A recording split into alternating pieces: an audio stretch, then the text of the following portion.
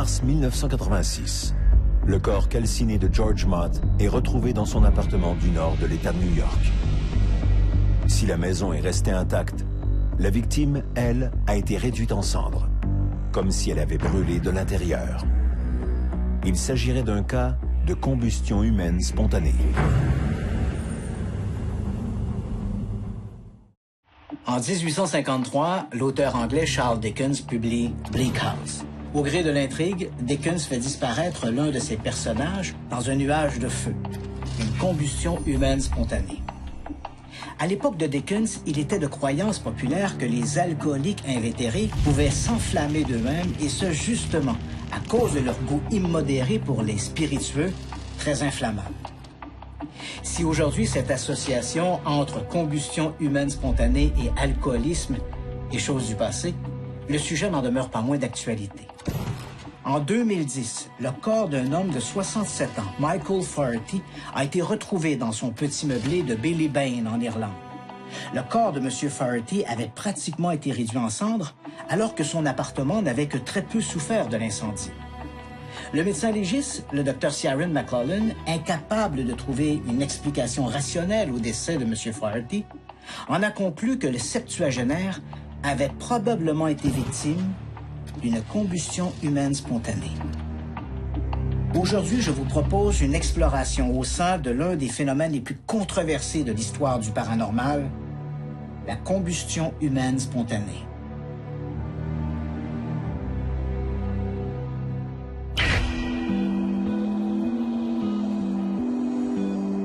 Christian décide de se rendre en Pennsylvanie, aux États-Unis, pour aller rencontrer les experts sur le sujet. Lorsqu'il est question de combustion humaine spontanée, la référence incontournable est Larry Arnold. Cet ingénieur mécanicien s'intéresse à ce brûlant sujet depuis près de 40 ans et dirige Parascience, un organisme qui enquête sur des phénomènes qui défient l'orthodoxie scientifique. Larry Arnold a publié A Blaze, un ouvrage consacré à la combustion humaine spontanée. Le livre présente une dizaine d'histoires, dont celle de George Mott, une histoire sur laquelle Larry Arnold a enquêté personnellement. Comment résumeriez-vous la combustion humaine spontanée? La combustion humaine spontanée est la capacité pour un corps de s'enflammer, de faire des cloques et de brûler en l'absence d'une source d'ignition ou d'une flamme à proximité. On a l'impression que l'environnement également échappe à la chaleur ou aux flammes. C'est le cas classique de combustion humaine spontanée. Le corps est presque entièrement consumé, déshydraté, réduit en poudre. Mais en même temps, toutes les matières combustibles environnantes qui s'enflamment à des températures beaucoup plus basses que le corps humain ne sont pas détruites. Des piles de journaux, des objets de plastique et parfois même les vêtements de la victime elle-même n'ont pas brûlé. Alors que le corps, lui, s'est consumé de façon plus complète que dans les crématoriums, et ce, même sous des conditions normales. Voilà tout le mystère. Dans votre livre, A Blaze, vous présentez plusieurs cas, et l'un de ces cas pour lesquels vous semblez demeurer perplexe, c'est celui de George Mott.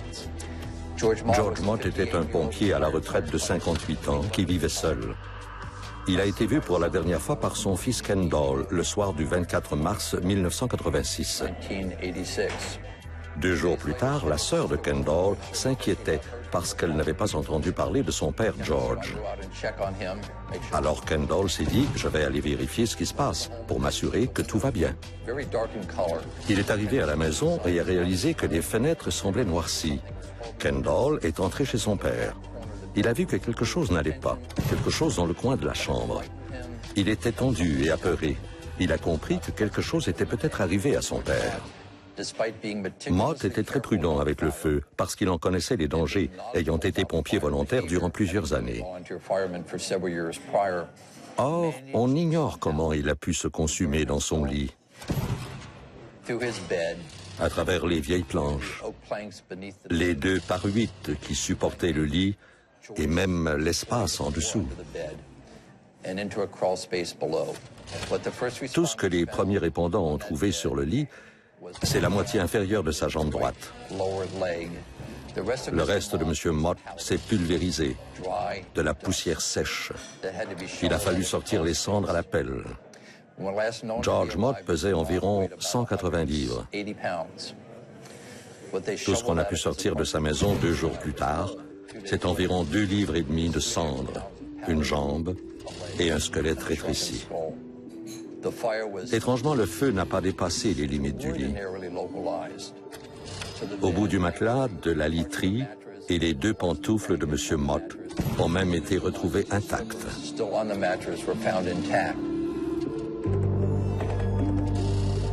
Les investigateurs n'ont trouvé ni cigarette ni cigare au cours de leur enquête. Il y avait bien des allumettes, mais elles servaient à allumer le poêle pour les invités, situé de l'autre côté de la pièce. Pourquoi ces allumettes n'ont-elles pas pris feu? Voilà une question à laquelle ni nous, ni les autorités locales ne pouvons répondre. Les allumettes étaient près d'une source de chaleur qui devait atteindre les 2000 degrés Fahrenheit.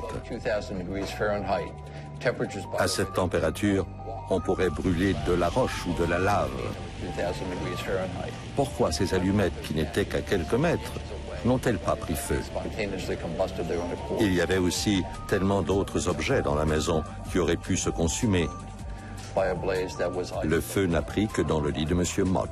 Pourquoi cette résistance de la communauté scientifique à s'intéresser à ce genre de sujet? On s'est demandé pendant des années pourquoi le service des incendies n'a pas voulu se rendre à l'évidence. L'information et les cas que nous avons compilés expliquent la combustion humaine spontanée. N'importe qui d'un peu curieux aurait souhaité trouver une explication à cette histoire plutôt étrange.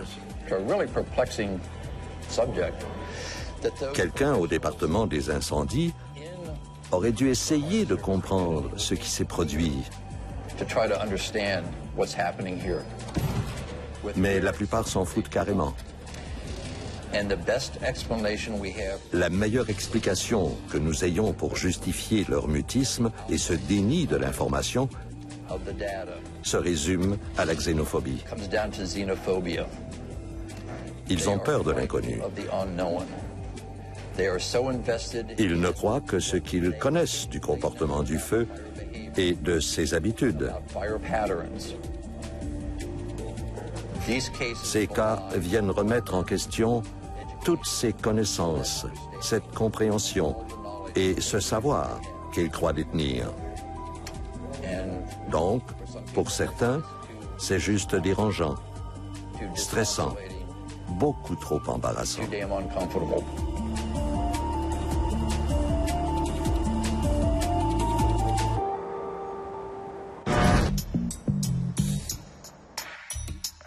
Notre enquêteur veut vérifier l'opinion qu'ont certains experts de la combustion spontanée pour expliquer le phénomène plus en profondeur.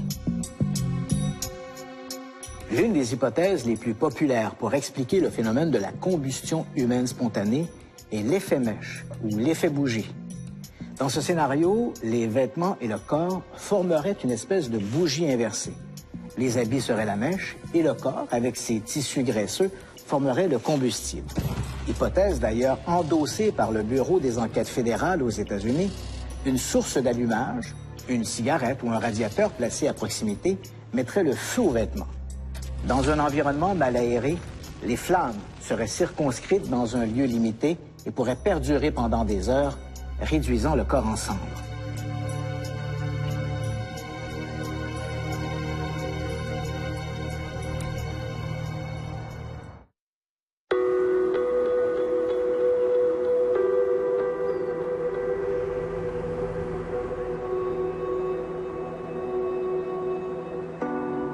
Christian va dans le comté d'Essex, dans l'État de New York, pour tenter d'approfondir son enquête.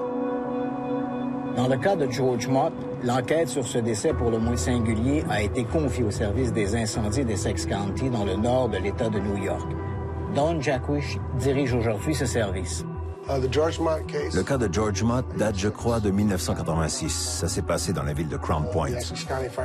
L'équipe d'investigation des incendies d'Essex a enquêté sur cet incendie. George Mott a été trouvé dans son lit, complètement consumé, à l'exception d'une très petite partie de son corps. Il semblait avoir brûlé à travers son matelas et son sommier, jusqu'au plancher. Cependant, le reste des lieux n'avait pas vraiment été endommagé par le feu, mais plutôt par la suie, beaucoup de suie. Et la maison est demeurée intacte. C'est un cas vraiment inhabituel. On a conclu à un cas de combustion humaine spontanée. À ce moment-là, j'imagine que les enquêteurs originaux ont évalué toutes les possibilités pour expliquer l'incendie. Quelles ont été leurs conclusions originales? L'un d'entre nous a émis cette hypothèse de combustion humaine spontanée. Plusieurs agences, incluant le département d'investigation de la police de New York et d'autres enquêteurs de notre unité d'investigation, ont pu trouver le point d'origine du feu. Cependant, ils n'ont pu retracer la source d'ignition, autrement dit, ce qui a mis le feu au lit. Nous n'avons pu déterminer pourquoi le corps de George Mott était brûlé à ce point, parce que nous n'avions jamais rien vu de pareil auparavant. Est-il possible que George Mott ait été victime de l'effet chandelle ou l'effet bougie? L'effet bougie, c'est... En fait, il y a beaucoup de tissu adipeux dans le corps humain. Si un corps prend feu sur un matelas, comme dans le cas de l'effet bougie, le matelas devient la mèche et le corps la cire. Si la pièce est faible en oxygène, le corps va brûler comme une chandelle, grâce au matelas qui sert ni plus ni moins de mèche. C'est sans doute la meilleure explication pour ces cas où des gens ont été retrouvés dans un tel état. Pensez-vous que George Mott a pu être victime d'une combustion humaine spontanée? Je n'écarte pas la combustion humaine spontanée. Je suis plutôt sceptique. C'est dommage que ce ne soit pas arrivé à notre époque, parce que nous aurions plus de ressources pour expliquer ce qui est vraiment arrivé. Je ne dis pas que ça ne s'est pas produit. Je ne peux pas l'exclure. Mais les conditions qui prouveraient le contraire sont très minces, comme par exemple le parfait taux d'oxygène, pas d'embrasement spontané, pas de retour de flamme ou de fenêtre brisée. Alors oui, c'est très inhabituel. C'est un feu anormal et les conditions dans lesquelles le corps a été trouvé le sont aussi. Est-ce que le feu qui a brûlé George Mott a réagi de la manière dont un incendie ou des flammes vont se développer dans un environnement relativement clos? La plupart des corps brûlent à partir de l'extérieur. Le corps de George a brûlé comme si le feu avait pris de l'intérieur vers l'extérieur. Alors il ne montre pas les signes habituels d'un corps brûlé. OK. Et avez-vous déjà rencontré un cas semblable à celui de George Mott? Non. C'est le seul cas que j'ai vu où presque 80% du corps était réduit en cendres. 30 ans plus tard, on est toujours au milieu d'un mystère. Tout à fait.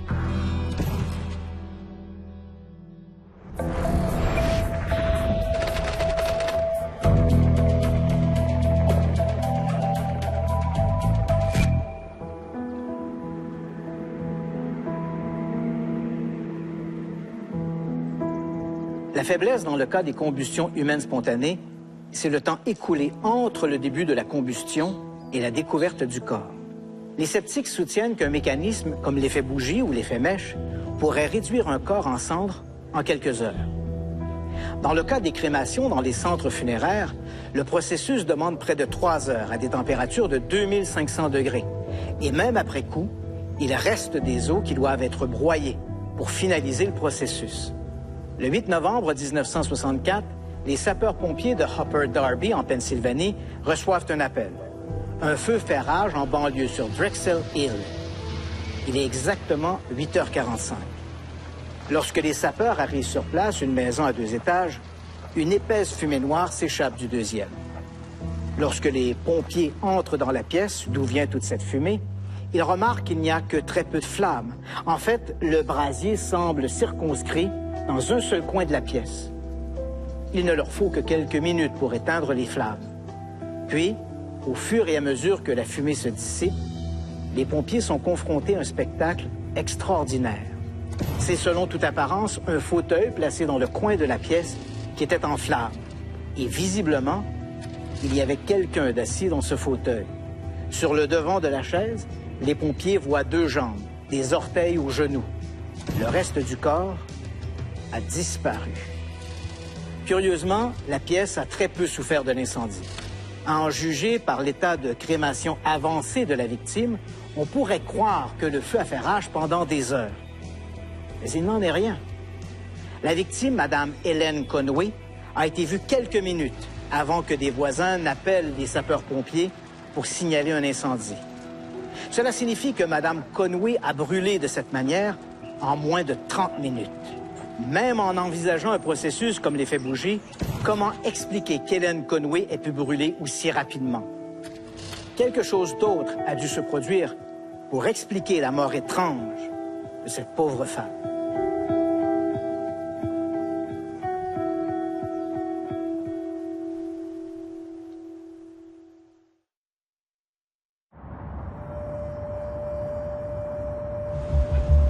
De retour à Montréal, Christian rencontre Régis Solery, médecin et professeur d'anatomie à l'Université du Québec à Trois-Rivières, qui a étudié la combustion humaine spontanée.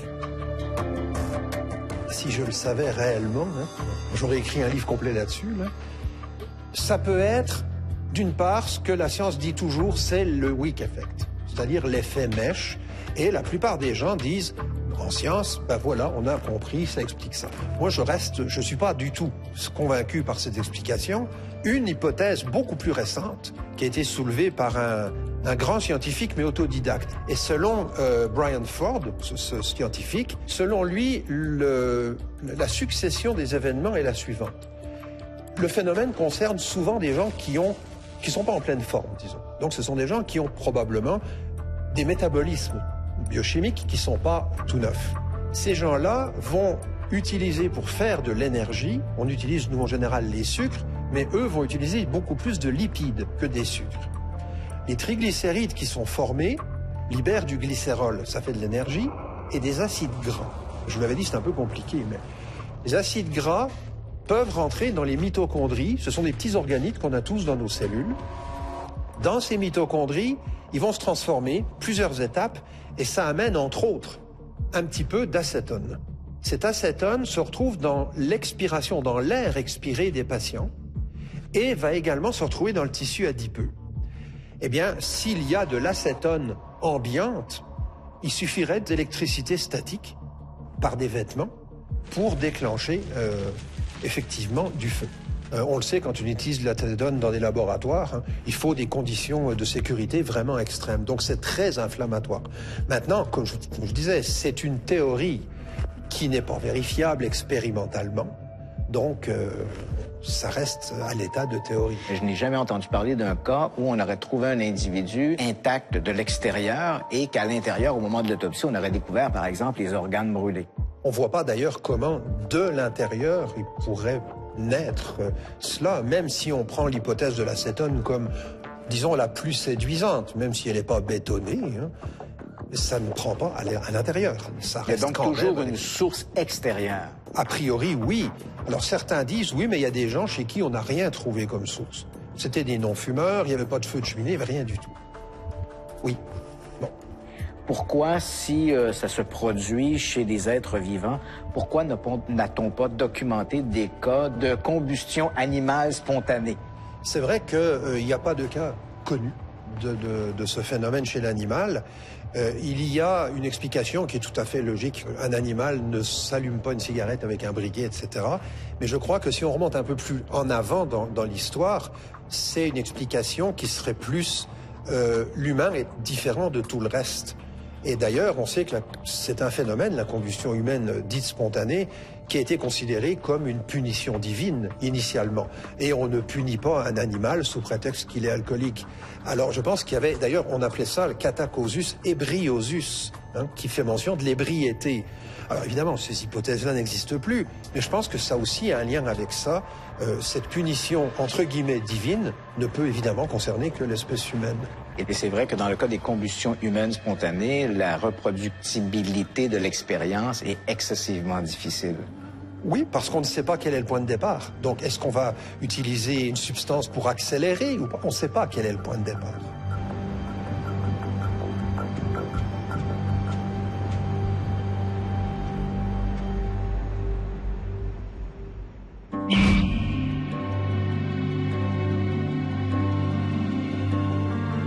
Je pense que les victimes de la combustion humaine spontanée ne sont pas décédées d'un feu né de l'intérieur, mais ont plutôt été frappées par un phénomène d'autocombustion accélérée.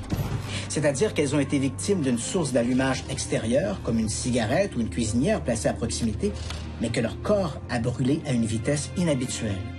Je pense également que pour brûler de la sorte, ces gens présentaient des états pathologiques particuliers. Malheureusement, j'ignore quels sont ces états pathologiques. L'élément X m'échappe encore. Bien sûr, je ne rejette pas entièrement l'effet bougie ou l'effet mèche, mais cette hypothèse est très controversée dans certains cas, comme dans le cas de la mort d'Hélène Conway, et doit être écartée dans les situations où il y a eu des témoins oculaires ou des survivants. Dans le cas des combustions humaines spontanées, il faut bien l'avouer, la mécanique nous échappe encore.